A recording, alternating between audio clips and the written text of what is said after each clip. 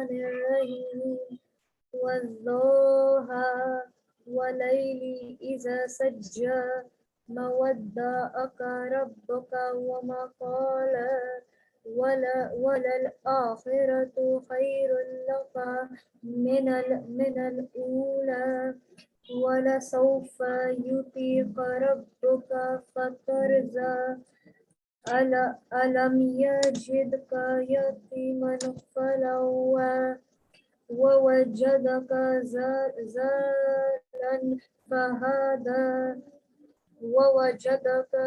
ووجدك عائلا فأغنى فأما اليتيم فلا تقهر وأما السائل فلا تنهر وأما بنعمة ربك فحدث صدق الله العلي العظيم.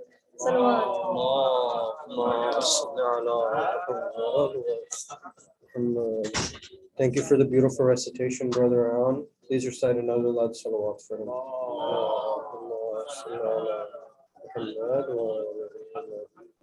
Now I'd like to invite Maulana Sayyid Hadi Yasin to please give his English speech today. Brother Muhammad wa ali Muhammad salawat.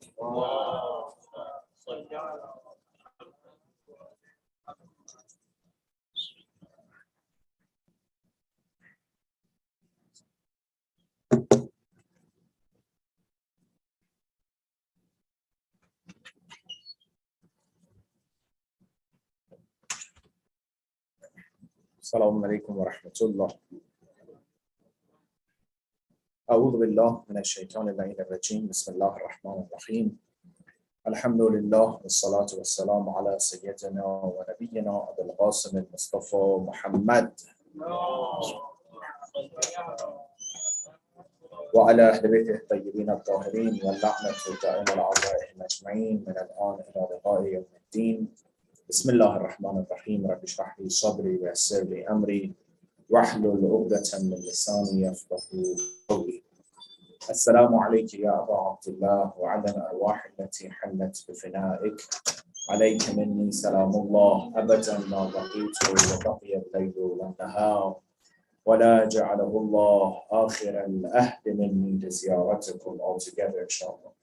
السلام على الحسين وعلى علي بن الحسين وعلى أولاد الحسين وعلى أصحاب الحسين.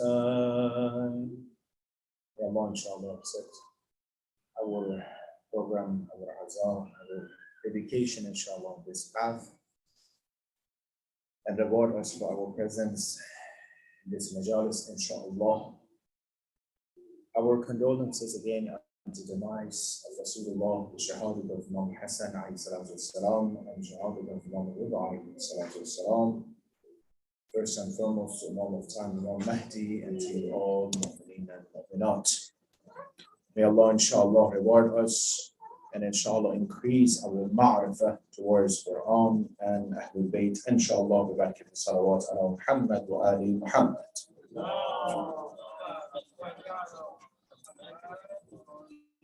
Every day, multiple times in Quran, in Surah Hamd, can you raise the voice? In Surah Hamd, we recite Sirat al-Ladhina an'amta alayhim. Ya Allah, let me be in the path of those who you gave them ni'mah. Those who have the ni'mah and you bestowed ni'mah to them. I don't know if you have asked yourself, who are these people that they have the ni'mah of Allah, and what is that ni'mah? Sirat al-Ladhina an'amta alayhim, the path of those who have the ni'mah of Allah. Surah An-Nisa, ayah 69, Allah subhanahu wa ta'ala, He answers that. He says, الَّذِينَ أَنْعَمَ اللَّهُ عَلَيْهِمْ مِنَ النَّبِيِّينَ وَالصِّدِّيقِينَ وَالشُّهَدَاءِ وَالصَّالِحِينَ. If you want to see who Allah gave them ni'mah, مِنَ النَّبِيِّينَ. First group are Anbiya, Nabiyin, right? The prophets. Second group was Siddiqeen. I'm going to say who are the Siddiqeen. Third was Shuhada was Salihin. Nabiin is clear, they're the prophets, right? Who are Siddiqeen? Siddiq is Amir al-Mu'mineen Imam Ali and Ahlul Bayt.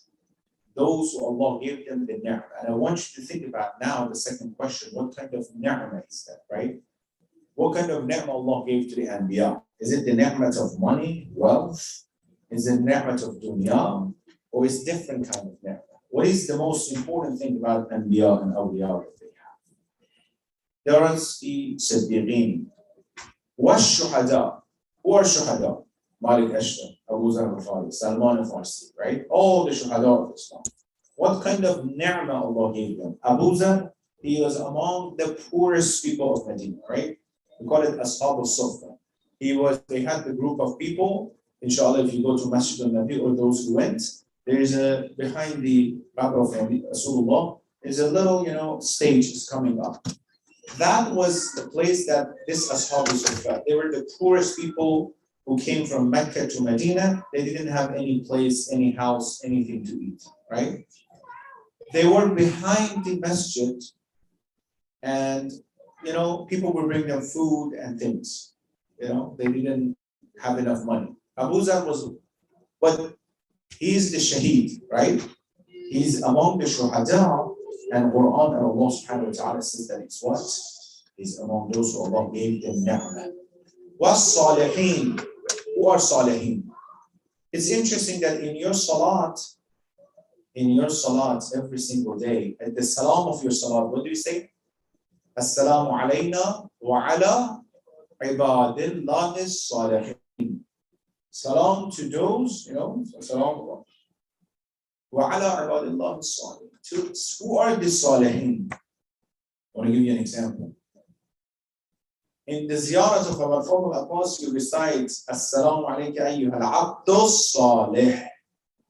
You're a righteous servant of Allah. Those who dedicated themselves to the path of Allah subhanahu wa ta'ala. Those who were loyal to the path of Allah.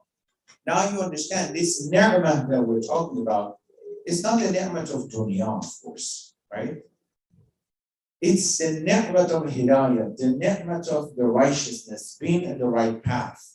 Every day we're reciting. What are we saying? Salat al-ladina an'amta alayhim. I want to be in this right path. What is this right path? The path of who? Those people who have the hidayah of Allah.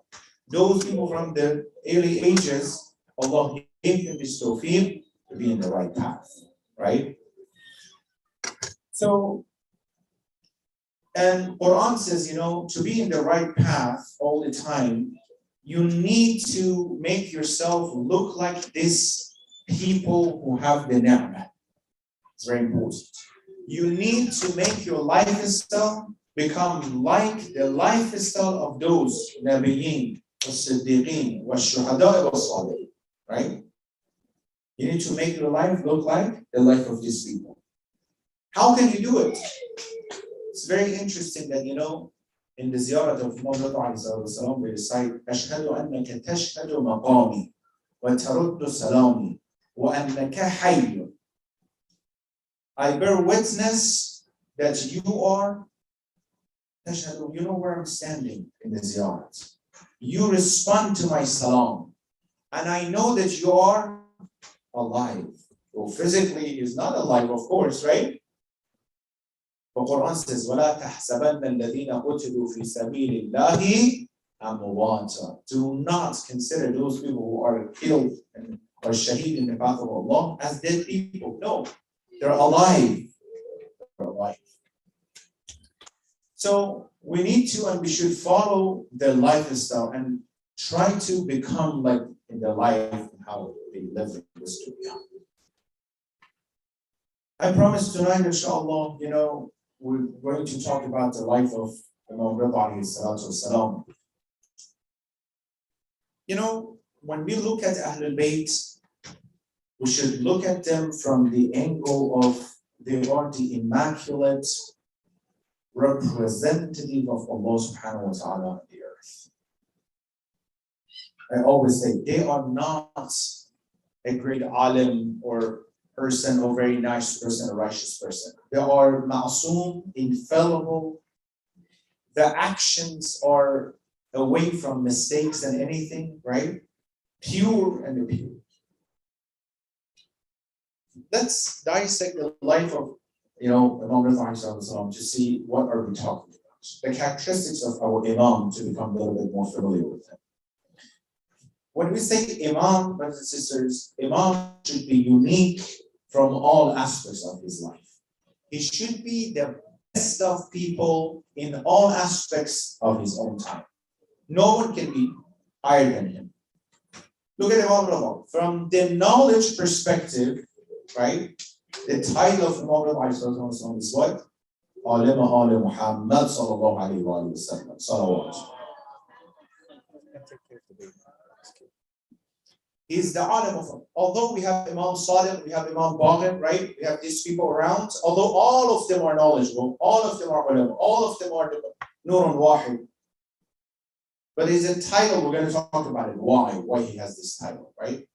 Second, his dedication and submission to Allah subhanahu wa ta'ala. We'll talk about it.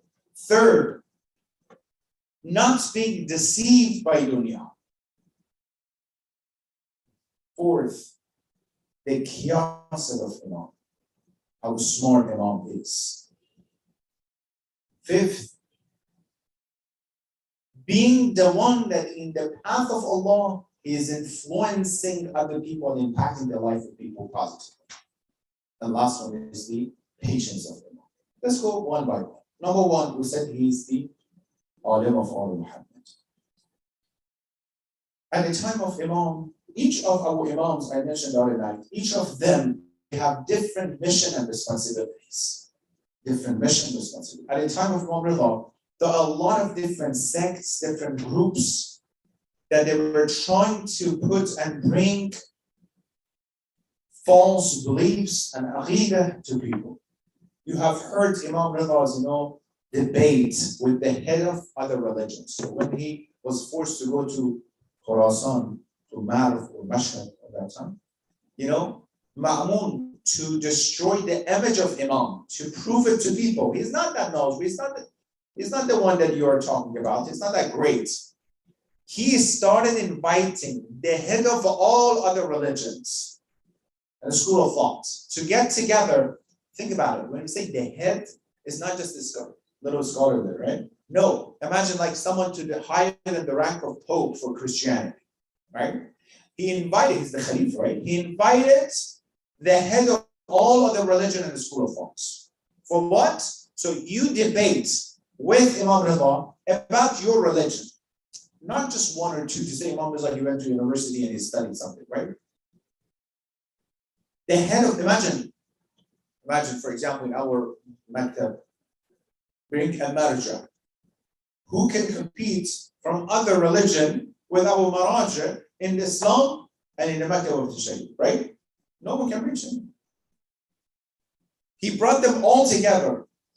Jafariq, the Christian, Rasul Jalut is the Jews, and Imran is Saudi and others. He put them all together, so all of them debate with Imam Rida. It's a very sensitive moment. If Imam Rida cannot answer the questions, then the knowledge of Imam is going to be under question, right? And to who? To head of that religion. Of course, Imam, the knowledge of Imam is from Allah subhanahu wa ta'ala. Imam is not the one who went to a school to learn something, right? Remember the other night I mentioned about Rasul al-Nabi al-Ummi. What is the meaning of Ummi? Ummi doesn't mean illiterate. Ummi means the one who didn't go to school to learn. He's Aql al-Kull. He's the one who is teaching the world about Ma'arif and everything, right? But he doesn't have a start, of course, because the start of him is who? Allah subhanahu wa ta'ala. Of course, in that, Ibrahim Abbas says, Kana kalamuhu wa jawabuhu wa tamathuluhu intiza'atu min al-Quran. Whatever he said, Imam Rida, he was debating with them from their own books. Very interesting. He was debating the Christian from Bible. He was debating the Jew from what? From Old Testament. He was bringing references from their own books. Who can Is this the knowledge of being studies? No. It's what Allah subhanahu wa ta'ala given him, that dignity and respect. So number one, brothers and sisters, here, the important thing is about the ilm, the knowledge. One of the most important aspects of Islam is the ilm and knowledge. Indeed, Rasulullah came to remove superstitions from the religion. Let me give you an example. Rasulullah, he had a son called Ibrahim. He was 1.5 years old when he passed away. When he passed away, accidentally the same day, there was an eclipse, solar eclipse. Guess what? At that time, they don't notice the scientific things that happen, right? They say, oh my God, look at what happened to sun. When the eclipse happened, a lot of the disbelievers and mushrikeen, they said, Ya Allah, he is the prophet. Look what happened to sun because of to the sun in the sky because of his son. His son passed away, and look at the sun. The day became night. That's the best moment for Rasulullah to take advantage of this moment accidentally to what?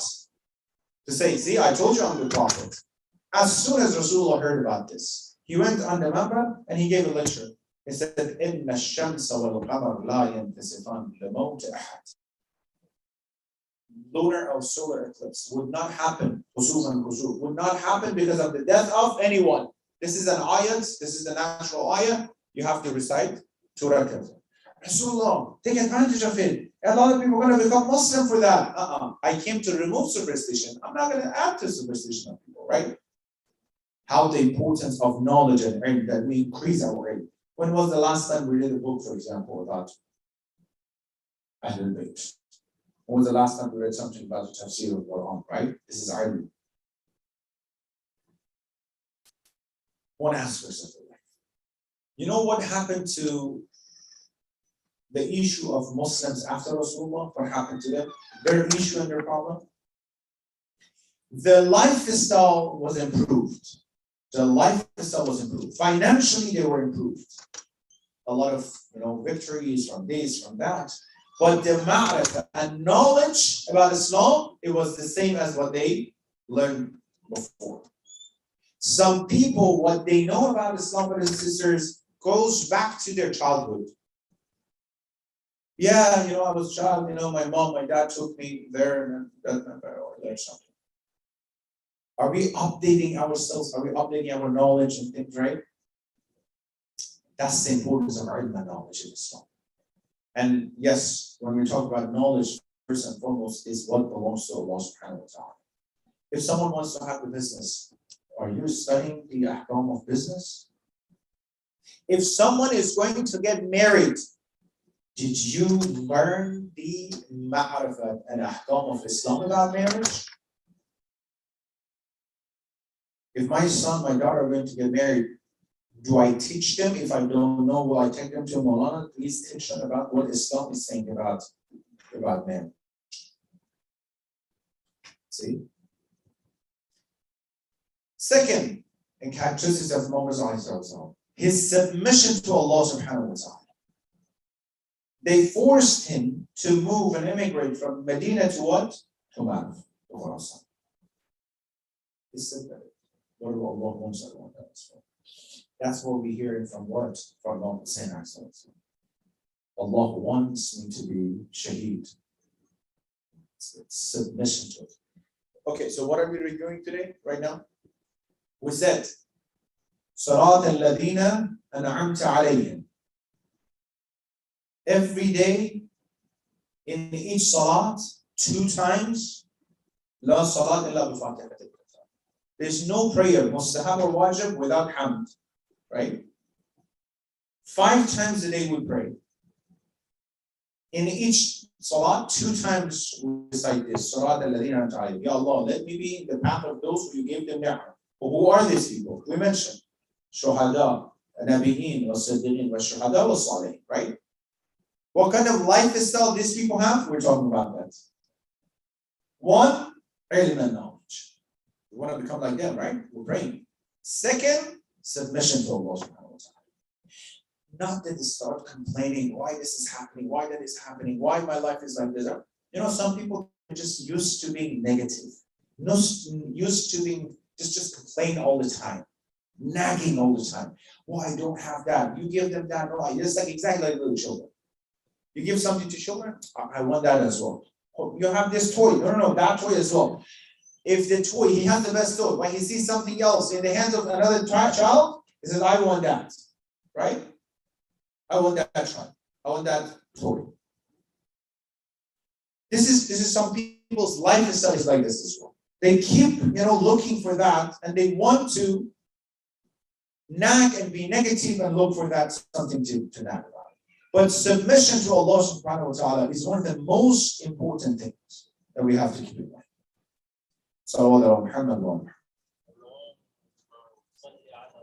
The third one, the characteristics of these people. Dunya cannot deceive these people. Imam Rada Ma'mun said, he forced him to come. When he came, he said, you are my what? Successor. Accept it. You can be the Khalifa after Ma'mun. When Ma'mun told him, Imam, first and foremost, when he was leaving Medina, he left the way that people know that he doesn't want to leave. They forced him. He said, he told his family, cry for me that I'm leaving. Dunya cannot deceive him. When Ma'mun says, you be the Khalifa, Imam told him, okay, so the Khilafah is yours or it's not yours? If it's yours, why are you giving it to me? If it's not yours, why are you giving something that not belongs to you? Why are you having it first, and why are you giving it to someone? Dunya is, yes, around us. Ya Allah, look around what we have and everything. Not to be deceived by dunya. Be careful, not because of your family. Sometimes your family makes you to be Ahlul Nar, to be part of the people who go to Jahannam, to the hellfire. Your family, yes. Your mom, your dad, your sister, your brother, they force you to do something wrong. Sometimes your friend would force you to do something wrong. Sometimes the dunya will deceive you to be on the wrong side. You do something, you're oppressed, you be on the wrong side, attend something that is wrong.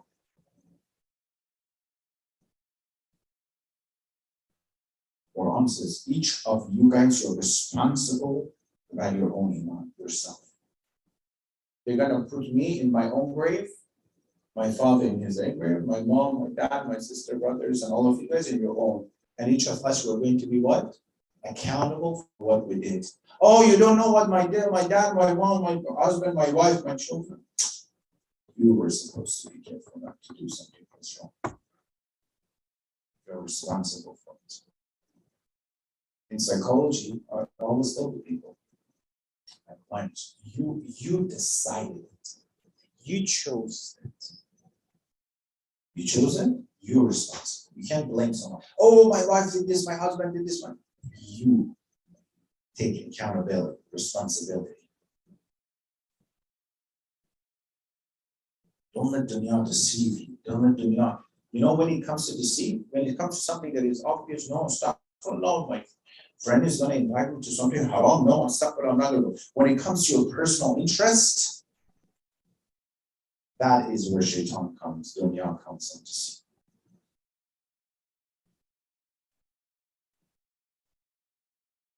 Number 4, the qiyasat of Imam. Indeed, the qiyasat of Nabi'in and As-Siddiqin and Ash-Shahada and As-Salihin, right? They're smart. They know what is right, what is wrong. They won't be deceived. Yes, the peer pressure. Yeah, that's true, and it's strong, and I understand. Yes, this is too much. This is important, but I always give this example. It's like we know the right path is the path of Islam, right? We know Allah Subhanahu wa Taala, the Creator. Remember that example I gave the other night? You don't email Apple and Samsung to say why should I charge my phone. He said that this is right, and that's it. If I know the right path, why should I leave the right path because of some people that they don't know? In the ocean, some people are, drowning. I know how to save my life, how to swim. Should I say it? Others, they don't know how to swim. Let me die with them. Would you say that? No, you save your life and the life of anyone else that you can. The peer pressure is this. I'm going to die. You die because that doesn't look good. Either go back to your country or die with me. Well, what do you mean? I know the right side. I know the lifestyle. I know what Allah subhanahu wa ta'ala wants for us. Why do I have? Yeah, the pressure comes. The pressure comes. A lot of people who attended the army of Yazid beheaded Imam Hussein. It was because of the peer pressure. They didn't want to go. The friends went, the family members, they got forced to go. And yes, they participated to kill the Imam of the time, to be among the worst of ambitious people because of the peer pressure. Yes. The moment is the smart. The moment understand what is right, what is wrong, what they should do, what they should do. Chaos, the smart, they understand.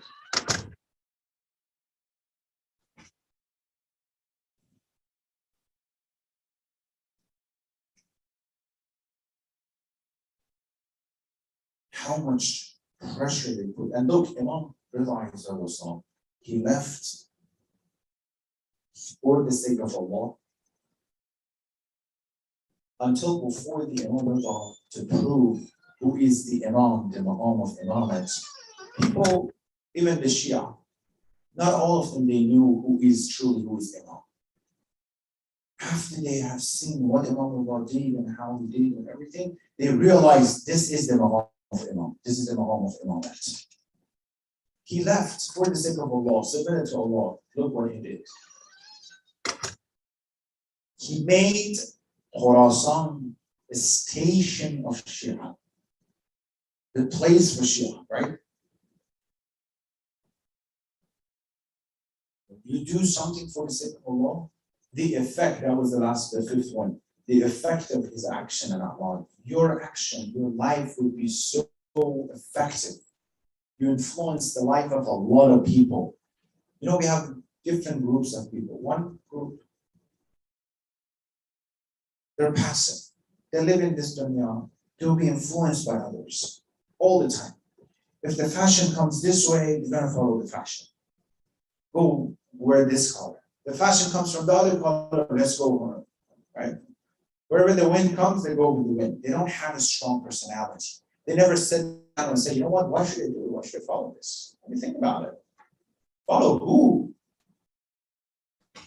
Just because of your industry, you're going to make some more money. You make some fashion, some style at some college, sell more. So you want me to be your slave to follow that path. I'm not going to do that. I'm not against the fashion, but it's an example, right? Why should I just sit down, close my eyes, and follow this way and that way? This is a human psychology, by the way. I said that before. There is experiments online, you can YouTube it, to see how people would follow the path of others without knowing. They create a scenario in doctor's office, everybody's sitting. All those who are sitting, they're actors and actresses. They bring one person, the real patient in, is waiting for the doctor, right?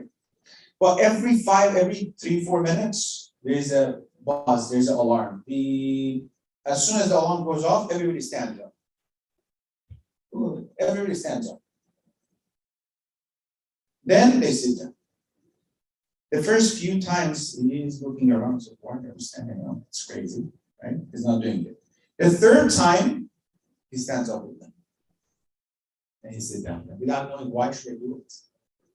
Then the scenario is that each of these people who are playing, they leave the room. All of them, they leave the room. When the alarm goes off, he stands up. He sits down. Someone else comes in, the same process.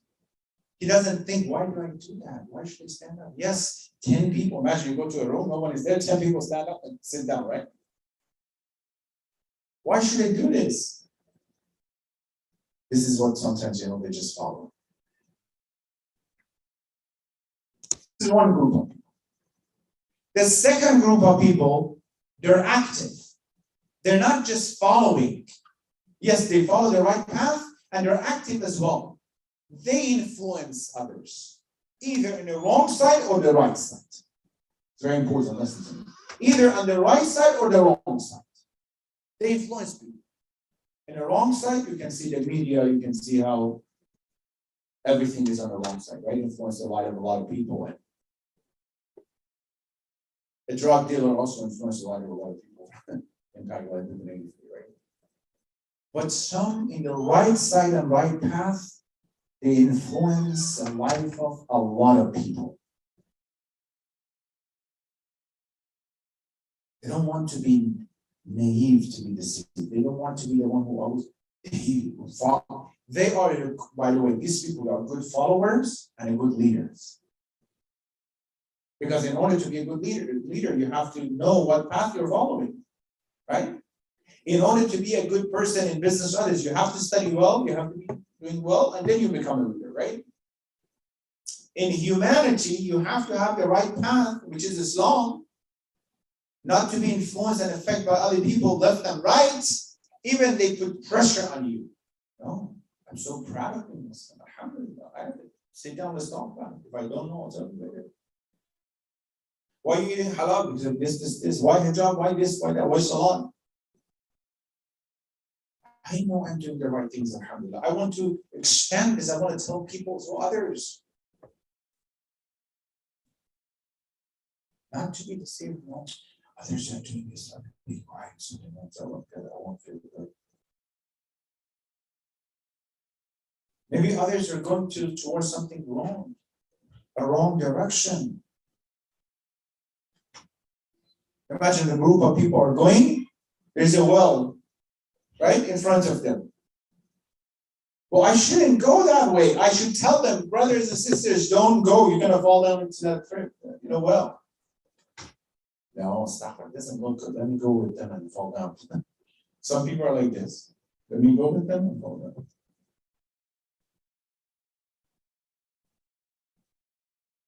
Or answers. Or answers at the day of judgment, there's a scenario. I'm going to show it to you. I'm going to play it for you. The people of Jannah, those who are in heaven, they have a chance to look at people who are in Jahannam or in hellfire. Or honestly, they can see them. They look at them down and they said, what happened to you and why you are over there? Look at the scenario. They're looking at them, people who are in hellfire. Ma salakakum fi saqar. What throw you guys into saqar, into Jahannam? They look up, they said, قَالُوا لَمْ نَكُ مِنَ الْمُصَلِّينَ. We were not among those people who were praying. We didn't pray. Either we're on Islam, or he's telling the truth. Either Allah is saying it, or he's not saying it, right? If Allah is saying it, and that's the truth, then that's going to happen.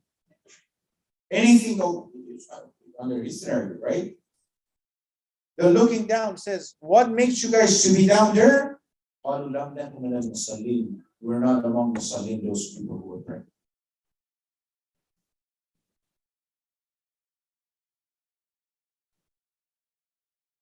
من الشهداء إلى الصديقين من الصالحين. Whatever Salihin in Karbala, what did they do?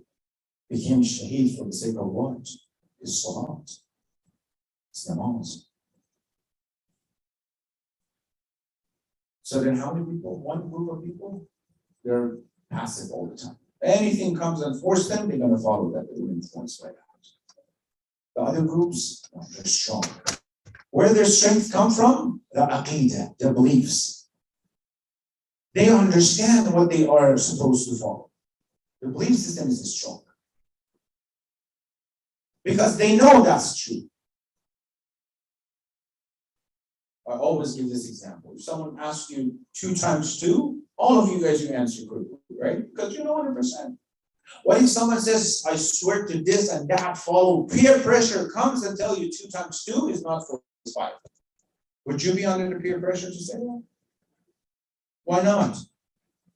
Because it's proven to you. Your aqidah is so strong, you know, this is true, this is 2, this is 4. Right? But if it's a bigger number, you probably wouldn't be sure. Why? Because you're not sure about the answer. If I be sure in my aqidah, in my beliefs, as a Muslim, as a Shia, doesn't matter what kind of threat will come towards me. Strong.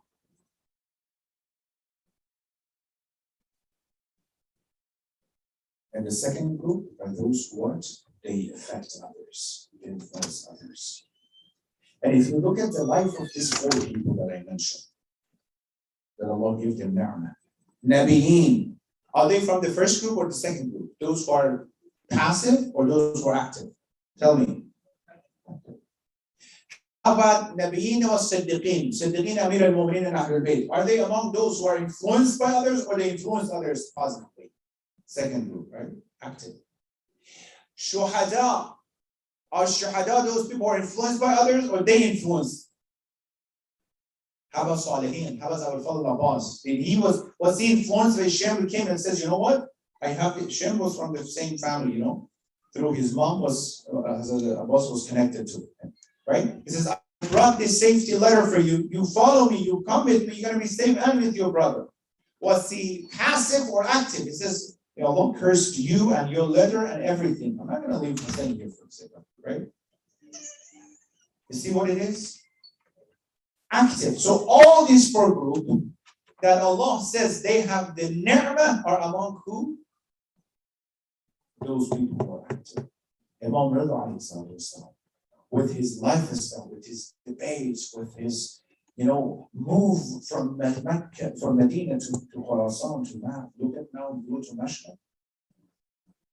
Million and million people go to Mashhad for the ziyarah of one lifestyle. That became the station. Usually in summer, around 5-6 million people, they go to ziyarah of Imam Zarzaz. In 2-3 months, 5-6 million people. If you add 5-6 million people all together at the same time in each city, you probably shouldn't find anything in the stores, right? But now, the barakah of Imam is on how everything is there. And the last one that I will say in the life of Imam is patience that we need to practice, brothers and sisters. Yes, a lot of difficulties, troubles, and everything, but the patience, like other Ahlul Bayt, that's what led that to be fruitful, their action, their path. In life, nothing comes easy. We need to be patient. Imagine someone says, I'm in the first grade, I can't wait to be a doctor, I want to fast forward. It's impossible. You got to be patient. You know, through in a business. I just started a business. I want to. It doesn't work that way. You're probably going to fall down a lot of time, have issues, troubles, this and that, and then finally you find a path, right?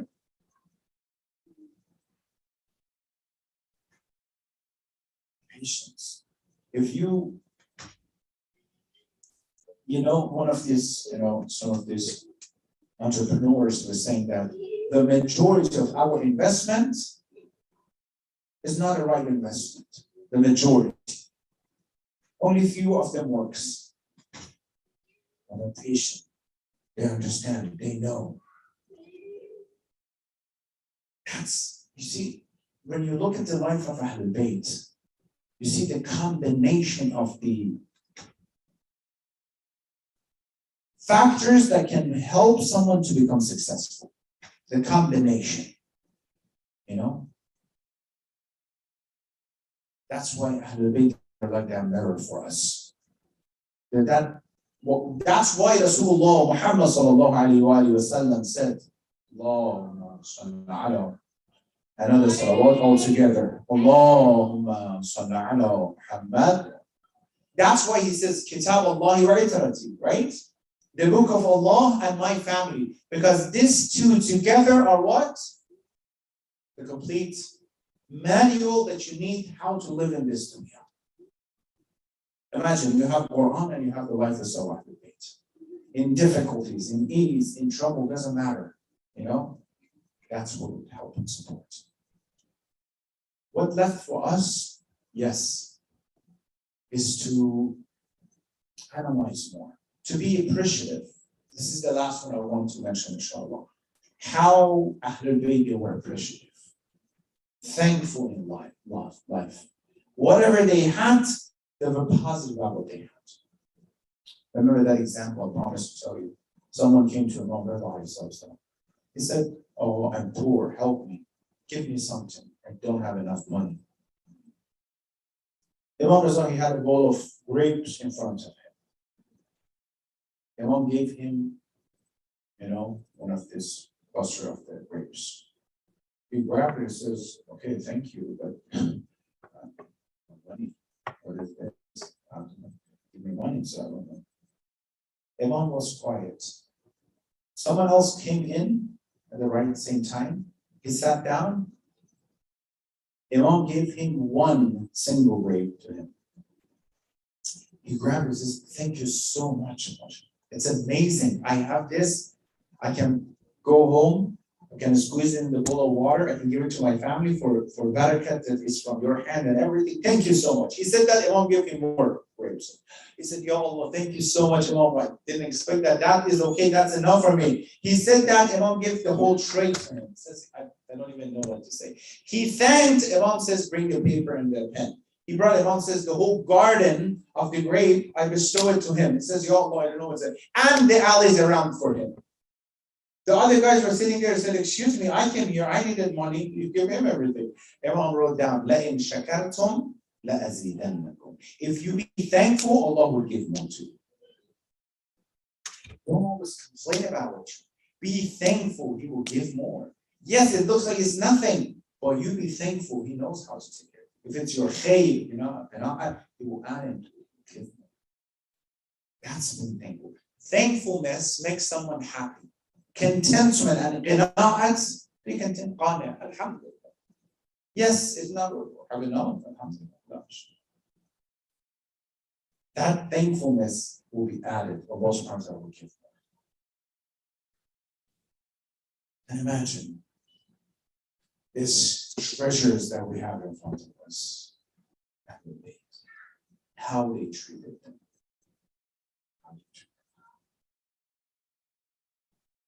Imam Reza, he is the role model. He is, from all aspects of life, we call him Imam al-Ra'uf. All of them are Ra'uf, are kind. But we call Imam Reza Imam al-Ra'uf. I don't know how many of you guys have been in the shrine of Imam Reza. When you enter the Haram of Imam Reza, when you get closer and closer and you see Zari of the Haram, you feel that kindness and love. It's impossible, Imam Ra'uf, if you have hajat, if you have requests, from all aspects they were moved, from all aspects they were, role model for others. People could see that how they treated them. Imam Reza, he's, yes, the progeny and the child of Rasulullah, who he said, "La as'alukum alayhi ajran illa al-mawaddata fil qurba." They were supposed to be kind and nice and respectful to his family. But guess how and what they did to him?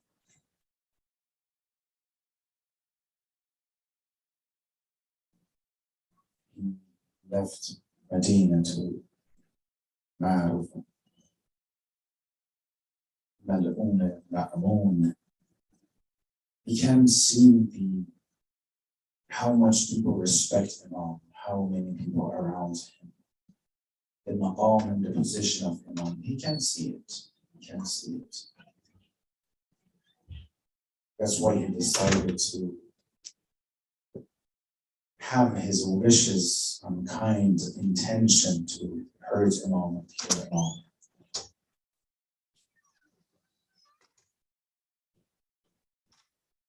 Ya Allah, Imam Reza, when he left his house and his wajra, he told his servant Abu Salt, if I come back, if you see that my Abba is over my head, do not talk to me, don't let anyone to come. Let me be in my room and close the door. He left. And Mahmoon, different narrations. Some said that he poisoned the grape or juice or whatever he had. He forced Imam Rida to drink from that. He can't see the glory and respect of Imam Rida. Is Imam Rauf and Kareem. You brought him, you tortured him, you imprisoned him literally. How and what is that you're scared of Imam Ma'mun? Ya Allah, when Imam Rizal, he was going back, this poison was so strong that although from the destination to his house, it was not far away from each other, but they mentioned this poison was so strong that Imam Allah, few times he sat down and he stood up. Few times because of the pain, he sat down and he stood up until he reached his hujra. Abu Sal saw him. He saw the Abu over the head of Imam. He closed the door. Allah knows the effect of that in the hearts and the lover of Imam. He said, Abu Sal, I don't know, the door were closed, but I have seen a young man, Nurani, and looking great. He was in the room. When I asked him who you are, I said, I am Muhammad ibn Ali, I'm the son of Imam Rida. Of course, the Imam would be buried, would be, prayed for with the Imam, of course. Ya Imam Rizal, you understand how it is difficult it is to be poisoned. So now you feel Imam Rizal, what's your Jad Imam Hasan? He felt when they poisoned him. We are in the Shahadat of Imam Hasan alayhi salatu wasalam, at the eve of the Shahadat, how it is to be poisoned, Imam Rizal. But few times you sat down, you stood up, also meaning that you know what happened to your grandfather Amir al-Mu'mineen when they told him, Ya Ali, come back home, probably you won't find your wife alive. The distance between Masjid al-Nabi and house of Amir al-Mu'mineen is only a few minutes. They mentioned a few times Ali sat down on the ground. No, my mistake. Few times Ali fell down on the ground on his face. He can't stand. He is the one who brought out the door of Khaybar, but he cannot stand the news of the death and shahadat of his wife. Ya Allah, Ya Rahman, Ya Rahim, Imam Rida alayhi salatu wasalam. It is very difficult, of course, to be qareeb, away from your city, and to be shaheed, of course. But also there is another qareeb, Imam Rida. Your Jada was saying, not only he was qareeb, they attacked his family. If you were, Ya Imam, you were not attacked, your family were not attacked. They did not set your tents on fire. Ah, ya la yawm ka yawmaka ya Aba Abdullah. Oh, ya Imam Rida, you said yourself to the son of Shabib, Ya ibn al-Shabib, in kunta bakiyan ala shay fabtil al-Husayn. If you want to cry for anything, cry for Hussein, oh son of Shabib. Assalamu alayka ya Aba Abdullah. وعلى الأرواح التي حلت بفنائك عليك مني سلام الله أبدا ما بقيت وبقي الليل والنهار وما جعله الله آخر العهد مني لزيارتكم all together. السلام على وعلى علي بن الحسين وعلى أولاد الحسين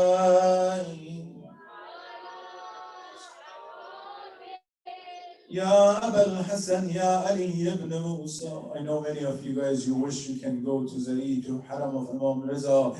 أيها الرضا يا ابن رسول الله يا حجة الله على خلقه يا سيدنا ومولانا إنا توجهنا واستجمعنا وتوسلنا بك إلى الله وقدمناك بين يدي حاجاتنا. All together. يا وجيها عند الله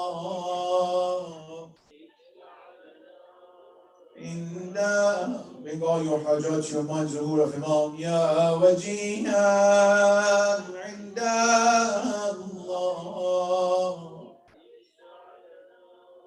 Inda Allah. Ala la'natullah ala al-qawm al-zalimin. وسيعلم الذين ظلموا أي منقلب ينقلبون. اللهم صل على محمد وآل محمد.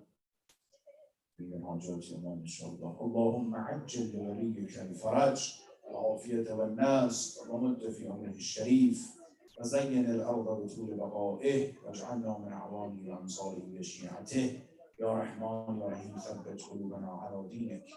بحق الحسين hasten the ظهور of our Imam Mahdi. Do not let anyone from our generation be against the path of Islam, Quran, and Ahlul Bayt. Ya Allah, Ya Rahman, Ya Rahim, those who have hajat and requests, my respected brothers and sisters, Dr. Muhammad, God Muhammad, give them all khair hajat. Those who are under difficulties, provide opportunities for their freedom. Those who are sick, Ya Allah, have them all sajjad, cure them in this moment. And those who passed away, send the thawab and reward from our gathering with their souls, inshaAllah. رحم الله من يقرأ الفاتحة مع الصلوات.